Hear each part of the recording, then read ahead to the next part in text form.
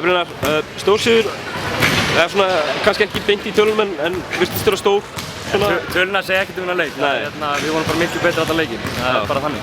Við komum inn í þetta gífurlega einbeittir og ákveðnir í það að vinna þennan leik og vinna þennan leik með meiri 9 stigum og ég var virkilega sáttur með frammistöðu liðsins í dag.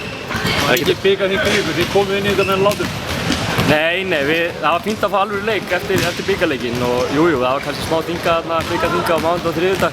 En síðan þegar við vissum það, þurftum að mæta Keflavík og deildarmeistaratitilinn var undir, þá voru menn klárir.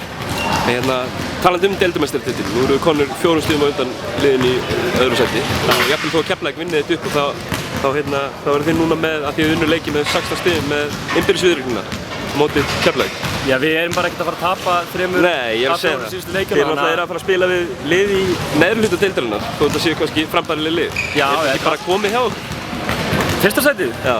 Jú, það er komið. Það er engin spurning. Við erum ekkert að fara, við getum alveg verið kópaustu með það og sagt að samkvæmt tölfræðinni þá erum við ekki að fara að lenda í öðru sæti og við erum ofboðslega sáttir með að forðast þessi lið í 7. til 3. sæti. Það er þessi liðin að geta lent í þeim sætum.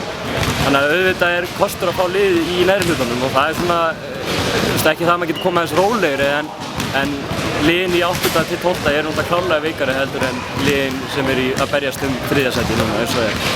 Og þannig að þar að leiðandi erum við bara mjög sáttir að klára 1. sæti.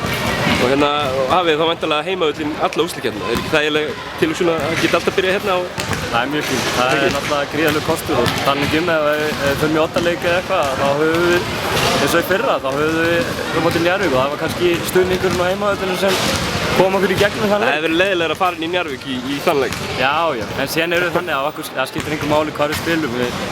Við erum frá að vera síðustu 3 ára að vinna tæplega 85% leiki okkar og þar að þetta eru að vinna 8,5 leik af 10 þannig að tölfræðin er með okkur. Það er sæmileg tölfræði.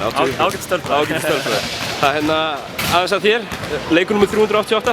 Já. Hvernig er líkaminn? Hann er góður. Þú ert ekki orðinn þrítugur eða? Nei, ekki orðinn 28. Nei, mitt. Það er nóg eftir. Ég er ákveðlega stoltur af þessum áfanga og þetta er náttúrulega engin smá. Hvað varstu gamall þegar þú byrjaði? Ég var 16 ára maður. 16? Þetta rifjaði upp að 16 ára og eini leikur sem ég var reykjandur húsa, það var móti Keflavík. Það er málið. Fyrsta leiknum Það er alltaf eitthvað vesinn þegar þið eru móti Keflavík? Nei. Ekki? Nei, það er alltaf ásendingur í aðra okkur áttina eða eitthvað skemmtilegt? Það er náttúrulega að gera. Hitaleikir. Gaman að spila móti Keflavík og það er náttúrulega mikill hitt í þessum liðum og sérstaklega þegar í toppbaráttunni er komið.